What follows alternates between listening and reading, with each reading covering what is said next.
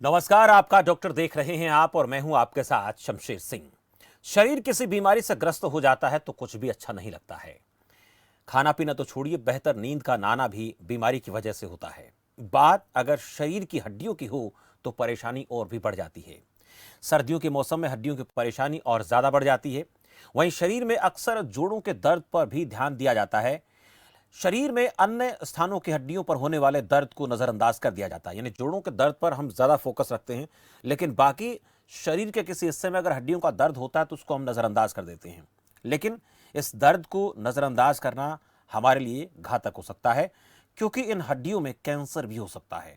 हड्डियों का दर्द, खिंचा खिंचा महसूस होना और एक या एक से ज्यादा हड्डियों में दर्द महसूस होना घातक बीमारी के लक्षण हैं। हमारी हड्डियां कैल्शियम, फास्फोरस, विटामिन्स और मिनरल से बनी होती हैं। इनमें किसी भी पदार्थ की कमी हड्डियों के लिए खतरनाक साबित हो सकती है। इसके अलावा आजकल की जीवन शैली भी हड्डियों की सेहत के लिए किसी खतरे से कम नहीं है, और ऐसे में अगर आपकी हड्डियां दर्द या सूजन के जरिए आपको संकेत दे रही हैं तो उसे सामान्य मानकर नजरअंदाज करने के बजाय समय रहते डॉक्टर से सलाह लें। इसलिए आज हम आपके लिए लेकर आए हैं हमारा खास कार्यक्रम, जिसमें हमारे साथ चर्चा करने के लिए दो खास मेहमान मौजूद रहेंगे, जिनमें doctor Hemant, medical officer Gurugram से हमारे साथ जुड़ेंगे, और डॉक्टर विकास, पीएचसी भूंडसी एसएमओ हमारे साथ जुड़ेंगे। दोनों से हम चर्चा करेंगे और आपके मन में अगर आपकी हड्डियों से जुड़ा कोई सवाल चल रहा है कि भाई हमें हमारी सेहत का कैसे ख्याल रखना है और शरीर के किसी हिस्से में जोड़ों में सूजन है तो वो किस तरह की बीमारी का कारण बन सकता है, आप समय रहते इस बीमारी को कैसे पकड़ सकते हैं, अगर आपने समय रहते इस तरह की तकलीफ को समझ लिया, जान लिया, तो फिर आप किसी बड़ी बीमारी के शिकार होने से खुद को बचा सकते हैं। इसलिए बेहद जरूरी है कि आप हमारे साथ इस कार्यक्रम में जो डॉक्टर जुड़े, आप उनसे सवाल पूछें। अगर आपको कोई परेशानी है, किसी भी प्रकार का संकोच आप ना करें।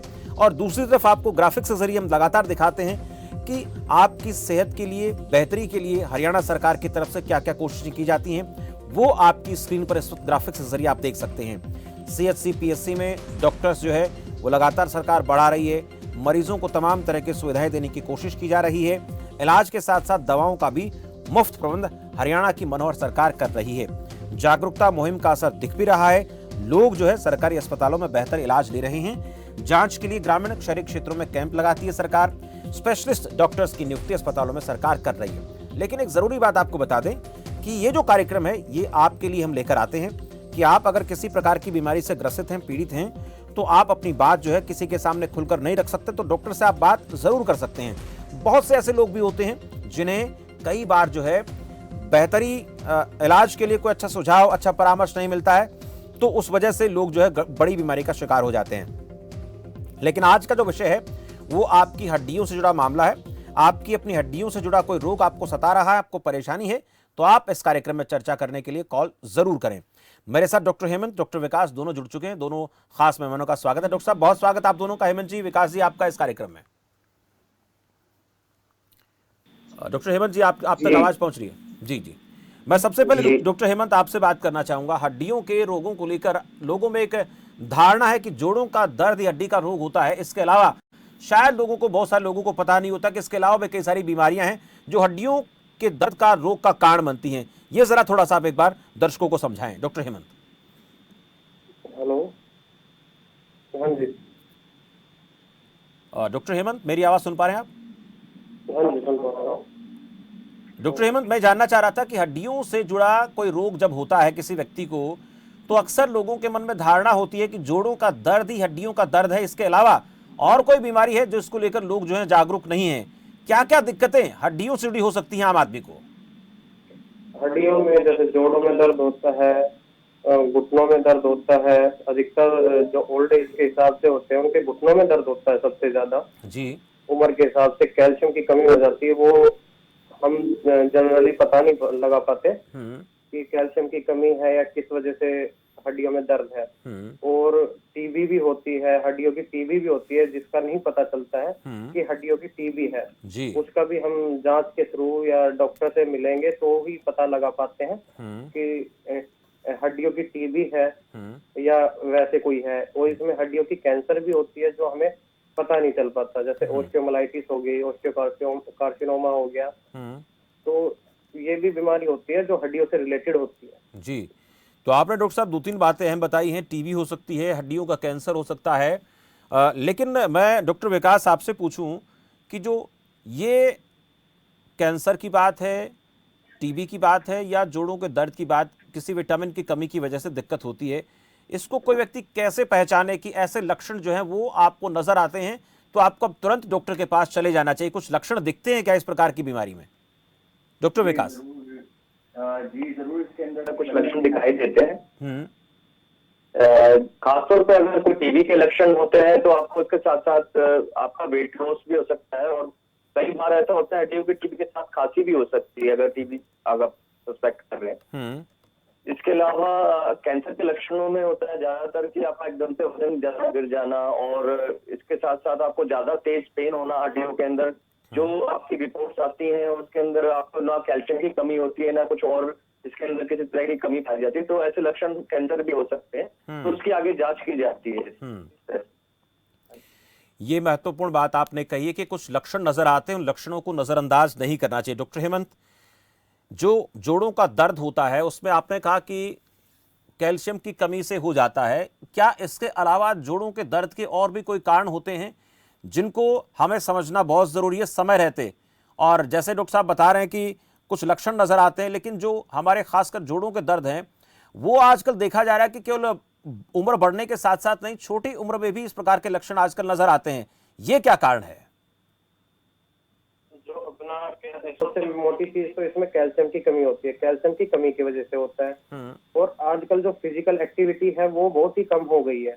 जो भी बच्चे हैं फिजिकल एक्टिविटी कम कर रहे हैं, उसकी वजह से भी दर्द होता है। जैसे फिजिकल एक्टिविटी ना करने की वजह से कभी गेम में पार्टिसिपेट किया और ज्यादा दौड़ वगैरह की या वर्कआउट किया तो उसकी वजह से भी पेट पेन होता है, जोड़ों में भी दर्द होता है, कमर में भी दर्द होता है।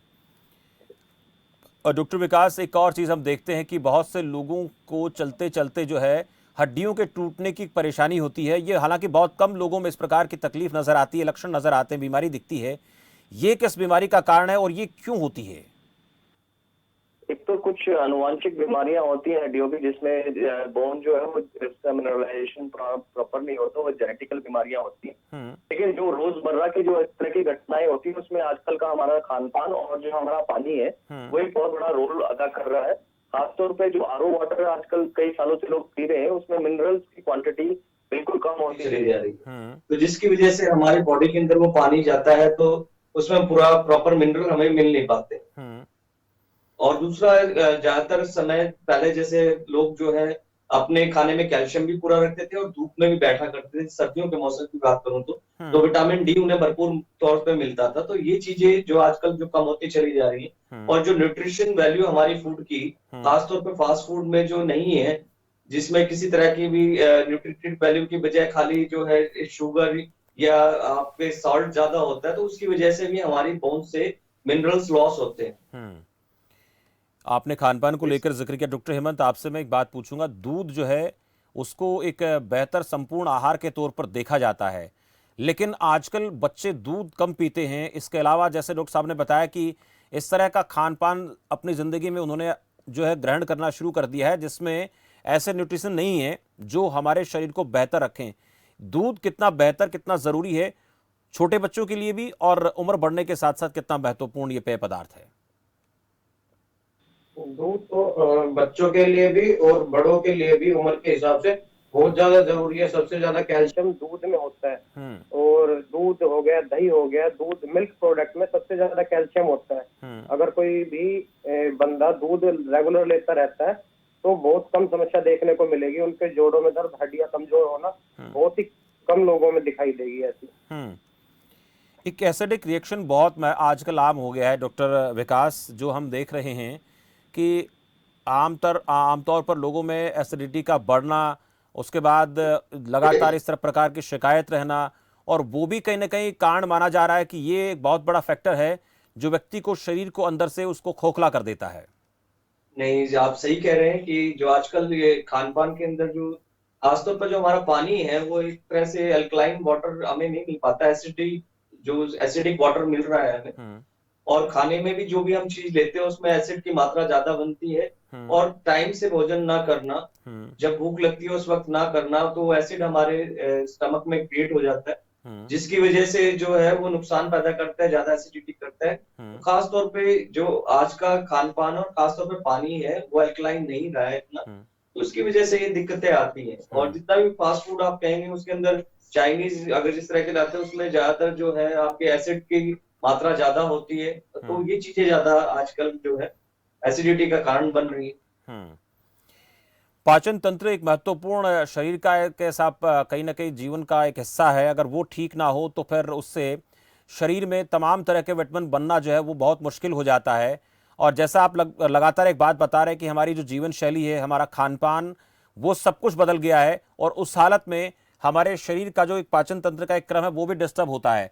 ये कितना ज़रूरी है कि हमारा डाइजेस्टिव सिस्टम बेहतर बना रहे, उससे हमारी हड्डियां मजबूत होंगी, हम इस प्रकार के रोगों का शिकार नहीं होंगे। डॉक्टर हेमंत। तो सबसे पहले तो हमें अपना खान पान सुधारना होगा। हमें जो भी ग्रीन सैलड ज्यादा खानी होगी और जो फास्ट फूड है वो अवॉइड करना होगा। अगर हम फास्ट फूड अवॉइड करेंगे तो हमें एसिडिटी की प्रॉब्लम कम होगी। और अधिकतर अपने कामों में इतने बिजी रहते हैं लोग कि टाइम से खाना नहीं खा पाते हैं, ब्रेकफास्ट नहीं करते हैं, लंच टाइम पे वे नहीं कर पाते। अगर हम ब्रेकफास्ट, लंच और डिनर प्रॉपर टाइम पे करेंगे, टाइम के हिसाब से, तो हमें एसिडिटी की प्रॉब्लम बहुत कम होगी। और हम अगर कोई भी चीज स्किप करते हैं तो उसकी वजह से एसिडिटी होती है। और कुछ भी अगर ब्रेकफास्ट स्किप किया और लंच में सीधा फास्ट फूड खा रहे हैं तो उसकी वजह से एसिडिटी हमें बहुत ज्यादा होगी, नॉर्मल से काफी ज्यादा होगी एसिडिटी, क्योंकि फास्ट फूड में सबसे ज्यादा एसिडिक चीजें होती है जो कि हमें बहुत ज्यादा नुकसान करती है, शरीर को भी नुकसान करती है। और एसिडिटी की वजह से पूरा जो भी हेल्थ है वो डिस्टर्ब होती चली जाती है।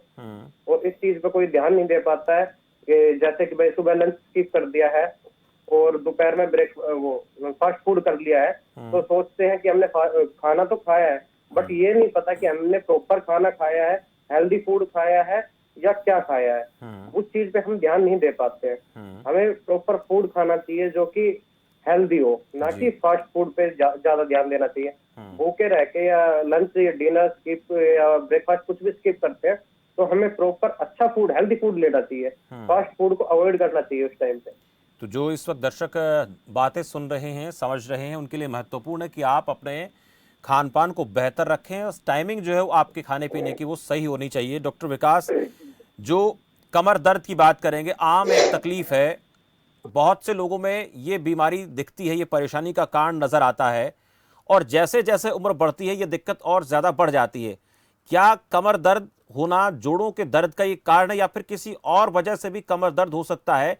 और अगर लगातार लोग इस परेशानी से जूझ रहे हैं तो उन्हें किस तरह के जो है इलाज, किस तरह की जांच करवानी चाहिए?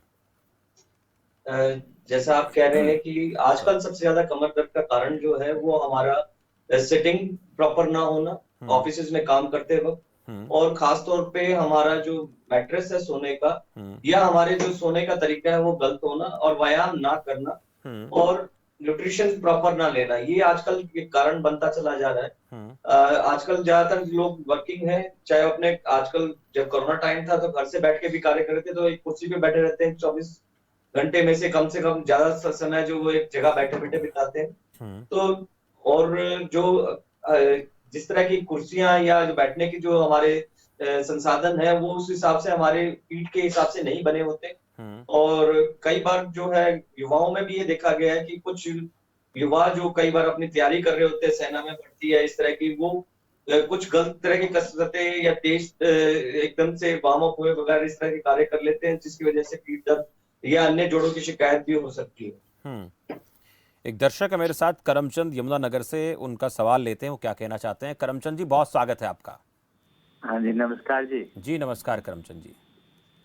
हाँ जी, ये गुड्डों में दर्द रहता है, जैसे मतलब सीढ़ियाँ चढ़ते हैं ना, कड़कट की आवाज भी आती है कई बार जी, उठते बैठते मतलब जी, उठते बैठते दिक्कत रहती है। करमचंद जी आप बने रहें, डॉक्टर हेमंत आपको आपके सवाल का जवाब देंगे, आपकी परेशानी का जवाब देंगे, आप बने रहें। डॉक्टर हेमंत, आप करमचंद जी से बात करें, क्या कुछ ये पूछना चाहते हैं? जी करमचंद जी बताइए, क्या प्रॉब्लम है आपको? हाँ जी, घुटनों में जैसे सीढ़ी पर चढ़ते हैं तो कड़कड़ की आवाज आती है जी, मतलब दर्द होता है। ठीक है, आप बिना किसी दर्द के कितनी दूर तक पैदल इजीली चल सकते हैं? है जी। करमचंद जी आप आप नॉर्मल बिना दर्द के पैदल कितना चल सकते हैं? 10 कदम, 20 कदम, मतलब कि आपके 10 कदम चलने के बाद दर्द शुरू होता है, 20 कदम चलने के बाद दर्द शुरू होता है, हाँ या सिर्फ सीढ़ियाँ चढ़ने में ही दर्द होता है? जी।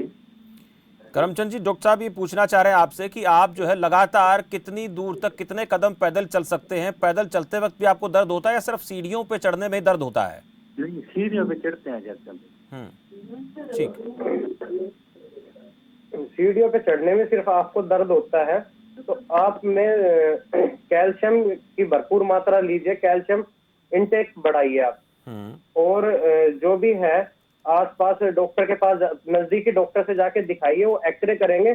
कभी कभी ऐसा होता है कि घुटनों की हड्डियों में गैप कम हो जाता है, जिसकी वजह से दर्द होता है, घुटनों में दर्द होता है, प्रॉपर सीढ़ियां नहीं चढ़ पाते हैं।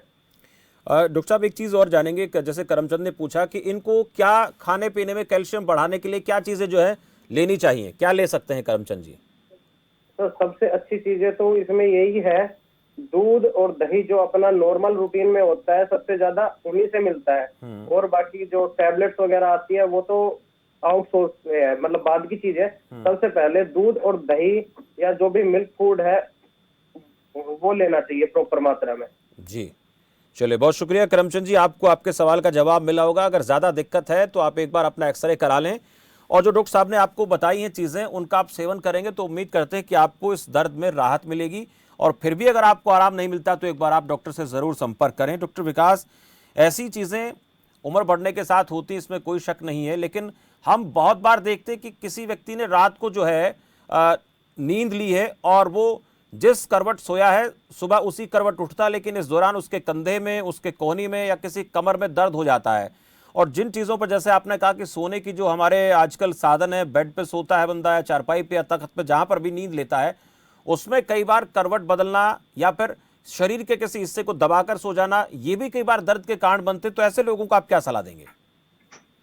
इसके लिए मैं यही सलाह दूंगा कि भाई जो भी आप सोने का आप साधन रखते हैं, चाहे वो आपका नॉर्मल गद्दा हो, लेकिन वो एक समतल ही हो, बेड जो हो, ऐसा ना हो कि कहीं से ऊंचा उठा हुआ है, कहीं से नीचे दबा हुआ है।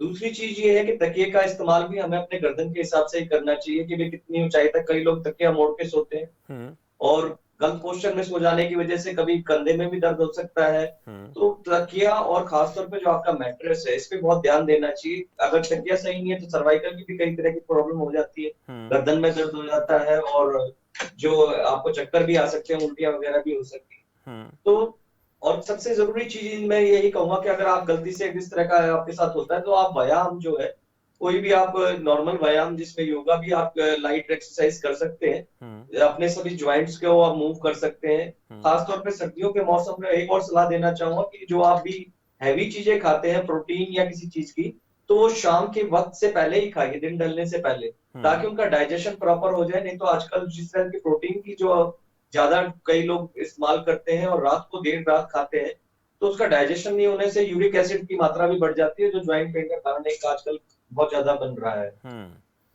बहुत अहम बात है डॉक्टर हेमंत। एक अहम चर्चा और आपसे हम करना चाहेंगे कि खान पान को लेकर तो जिक्र किया, लेकिन बहुत बार ऐसा भी होता है कि हम बहुत ज़्यादा वर्कआउट कर लेते हैं, जैसे कि डॉक्टर साहब बात कर रहे थे, और उस वर्कआउट के दौरान हमारे शरीर की मांसपेशियां खिंच जाती हैं, हड्डी में फ्रैक्चर हो जाता है, लेकिन उसकी तरफ हम ध्यान नहीं देते हैं और फिर बाद में धीरे धीरे वो दर्द बढ़ जाता है, असहनीय हो जाता है।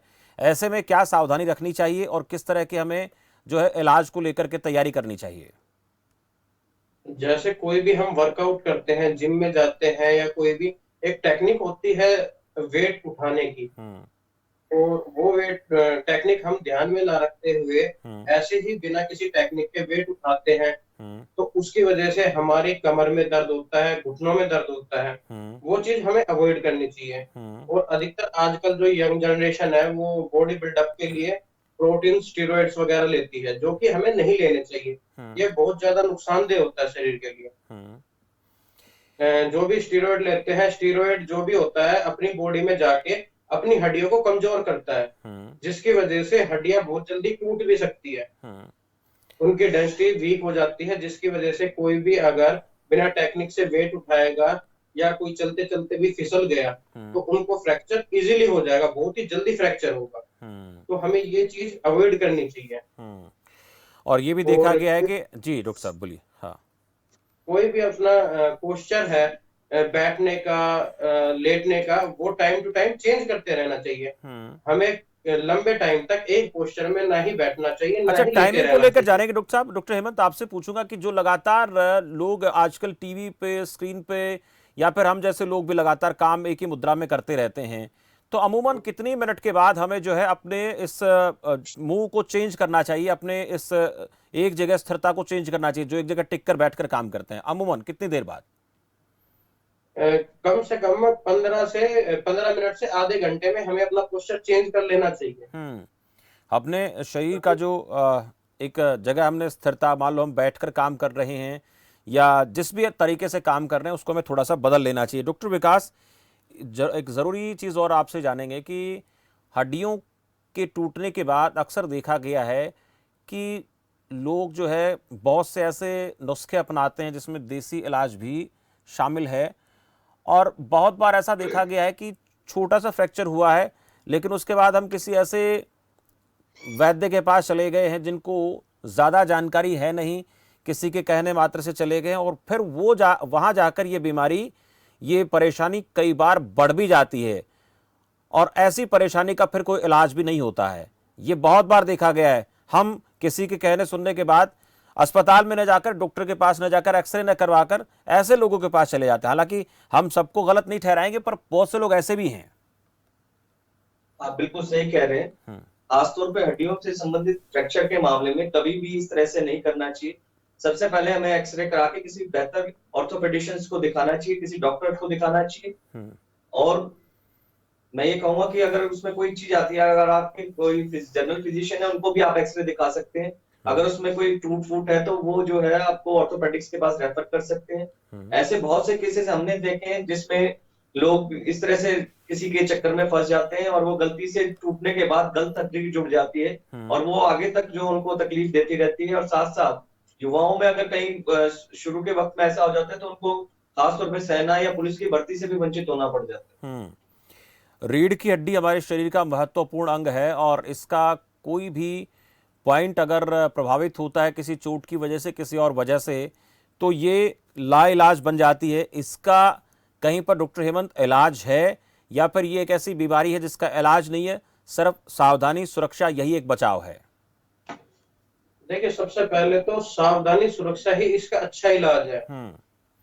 अगर हम सावधानी बरत रहे हैं तो सबसे अच्छा है। अगर रीढ़ की हड्डी टूट जाती है और हम डॉक्टर के पास, ऑर्थोपेडिशियन को ना दिखा के और देसी वैद्य से या किसी से ट्रीटमेंट लेते हैं, और वो जानलेवा हो सकता है। कभी कभी तो ऐसा होता है हड्डी टूट के जो रीढ़ की हड्डी से हमारी जो तंत्रिकाएं जारी होती है उनको नुकसान पहुंचा देती है, जिसकी वजह से हमें नीचे का हिस्सा, मतलब जहां से हड्डी टूटी है उसके नीचे वाला हिस्सा पैरालाइज हो जाता है, वो काम करने लायक नहीं होता है। इसलिए हमें पहले फर्स्टली तो प्रिकॉशन लेना चाहिए। अगर फिर भी हमारी रीढ़ की हड्डी टूट जाती है तो वैद्य वगैरह से ना दिखा के हमें ऑर्थोपेडिक के पास जाना चाहिए, ताकि एक्सरे करा के हम बेहतरीन उपचार करा पाए।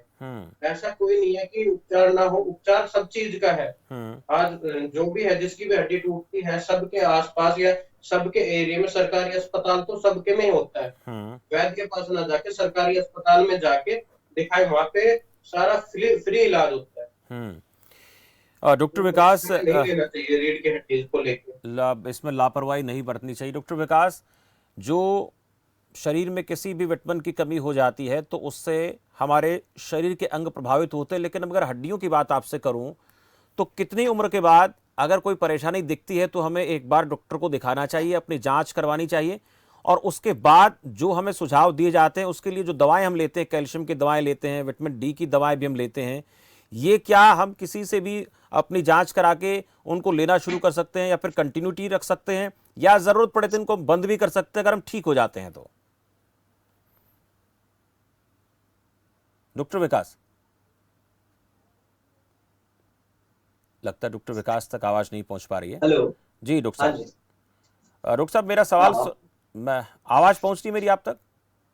हाँ जी, पहुंच रही है। मैं ये जानना चाह रहा था डॉक्टर साहब आपसे, जैसे हम कई बार अपनी मर्जी से भी विटामिन सी की, डी की दवाएं लेना शुरू कर देते हैं। एक कोई कह देता है कि 30 की उम्र के बाद, 35 की उम्र के बाद ये चीजें हम आप लेना शुरू कर दें।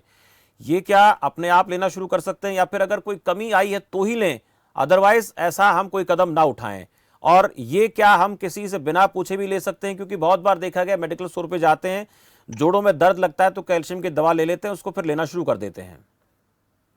आप बिल्कुल सही कह रहे हैं, ये बिल्कुल भी बिना डॉक्टर की सलाह के नहीं लेनी चाहिए, क्योंकि कैल्शियम और ये जो चीजें हैं हमारे, जैसे डॉक्टर साहब ने बताया कि दूध और दूध के प्रोडक्ट्स में वैसे ही नेचुरली हमें मिलती है। अगर हम बिना दिखाए, बिना जांच के अपनी मर्जी से लेते हैं तो हो सकता है कि इसके ज्यादा कैल्शियम लेने से कल को हमें किसी और बीमारी का सामना, किडनी में स्टोन की बीमारी तक का सामना करना पड़ सकता है। और एक किसी भी जैसे आसपास तो सरकारी अस्पताल पूरे हमारे प्रदेश के अंदर बहुत ही नजदीक है, हर जगह पे पीएचसी, सीएचसी और सरकारी अस्पताल, बड़े अस्पताल है, डिस्ट्रिक्ट लेवल पे भी है, 100 बेड के भी और सारे हैं। तो वहां आप जाके दिखा सकते हैं, उनकी सलाह के बगैर कोई भी चीज ना ले। जी। आप अगर आपको लगता है कैल्शियम की कमी है तो कैल्शियम से बने प्रोडक्ट्स ले सकते हैं, धूप में बैठ सकते हैं और एक्सरसाइज कर सकते हैं। अगर उनसे आराम आता है तो ठीक है, बिना डॉक्टर की सलाह के कोई भी चीज ना ले। जी डॉक्टर हेमंत, हड्डियों की जांच के लिए आपसे पूछूंगा कि अगर ऐसा कुछ संदेह हमें लग रहा है तो कौन कौन सी जांच हमें लैब में जाकर डॉक्टर से बात करके करा लेनी चाहिए मोटे तौर पर? जो अगर कहीं थोड़ा संदेह है, आप किसी बड़े अस्पताल में न जाना चाहते हो, बहुत ज्यादा आप इस चीज को लेके हवा क्रिएट नहीं करना चाहते हो, तो बेसिकली कौन सी जांच जो है वो हमें करा लेनी चाहिए? आप उसको लेकर क्या सजेस्ट करेंगे? देखो, सबसे पहले तो अगर हमें कोई भी समस्या लगती है अपने शरीर में तो सबसे पहले ऑर्थोपेडिक के पास जाना चाहिए, या कोई भी नॉर्मल फिजिशियन हो उसके पास जाके सलाह लेनी चाहिए कि हमें ये प्रॉब्लम है, घुटनों से रिलेटेड प्रॉब्लम है या किसी और भी प्रकार की प्रॉब्लम है, ताकि उस हिसाब से अच्छे से एग्जामिन करके, जांच करके, पहले जो शारीरिक जांच है और मतलब कि ऑब्जर्वेशन करके पेशेंट को उसके हिसाब से बताया जाए कि ये हमें टेस्ट कराने चाहिए। और वैसे जो भी अगर कैल्शियम की कमी है तो हम खुद से टेस्ट ना करा के किसी डॉक्टर की सलाह से ही कराएं। बिल्कुल, ये अहम बात है। ज्यादा बेटर होगा। अगर हम खुद से कराते हैं तो फिर वही बात है, जैसा आपने बताया कि अधिकतर लोग मेडिकल स्टोर चले जाएंगे, जैसे किसी के अंदर कैल्शियम की कमी आई तो मेडिकल स्टोर चले जाएंगे, पता होगा नहीं डोज क्या लेनी है, किस टाइम पे दवाई लेनी है, वो खुद से ही अपना ट्रीटमेंट स्टार्ट कर देंगे। जी। इसलिए हमें फर्स्टली डॉक्टर के पास ही जाना चाहिए कोई भी जांच कराने से पहले। बहुत अहम आपने सुझाव दिया डॉक्टर साहब। डॉक्टर हेमंत, डॉक्टर विकास, आप दोनों ने हमारे सवालों का बेहतर जवाब दिया। दर्शकों ने सवाल पूछे, उनका आपने बहुत अच्छे से जवाब दिया और लोगों को ये सुझाव दिया कि अगर आपको हड्डी से जुड़ी कोई तकलीफ है या ऐसा आप फील कर रहे हैं तो आप डॉक्टर के पास जाएं, आप वहां जाकर अपनी जांच करवाएं, दिखाएं, अपने आप जो है डॉक्टर बनने की कोशिश ना करें। बहुत बहुत आभार आप दोनों का इस खास चर्चा मेरे साथ जुड़ने का। तो देखिए, हड्डियों के रोग को लेकर आज हम बात कर रहे थे। जोड़ों के दर्द की बात है या शरीर का हिस्सा जिस हिस्से में कोई हड्डी जो है वो चटक गई है या फिर बार बार हड्डियां टूटने की बातें सामने आ रही हैं, ऐसा हो रहा है, तो आप कोई सुझाव डॉक्टर ने दिया और हम भी आपको बता दें कि आप अपनी मर्जी से कोई दवा न लें किसी प्रकार की। आप अपने आसपास सरकारी अस्पताल में जाएं, वहां डॉक्टर को दिखाएं और वो जो आपको सुझाव दे वो जांच आप लैब में करवाएं, एक्सरे कराएं और उसके बाद जो दवाई आपको बताई जाती हैं वो आप जरूर लें। और ये भी आपको बता दें कि अगर आपके शरीर में हड्डी में कोई फ्रैक्चर हो गया है, कहीं टूट फूट हो गई है, तो फिर किसी नौसिखी के पास न जाकर डॉक्टर के पास जाएं, सही सलाह लें, ताकि आप खुद को और बेहतर तैयार कर सकें, आपकी परेशानी दूर हो। लेकिन किसी अरे गरे नत्थु खैरे के पास, नौसिखी के पास न जाकर अपने जिंदगी को जो है सेव करने के लिए बेहतर डॉक्टर से इलाज लें। फिलहाल आपका डॉक्टर में इतना ही। आप देखते रहिए खबर फास्ट। नमस्कार।